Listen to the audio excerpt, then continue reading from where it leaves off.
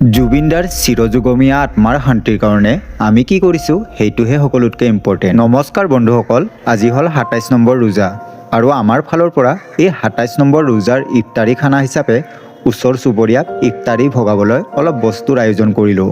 বিশেষ একো আয়োজন কৰা নাই, অলপ পোলাও আৰু কেইটামান বুট ভজা আৰু ফল মূল ধুনীয়াকৈ পেকিং কৰি ল'লোঁ। আৰু এই ইফতাৰী খানাটো সেইসকলৰ কাৰণে ৰাখিছোঁ যিসকলে এই দুনিয়াৰ পৰা চিৰদিনৰ কাৰণে আল্লাহ বা ভগৱানৰ ওচৰলৈ গুচি গ'ল।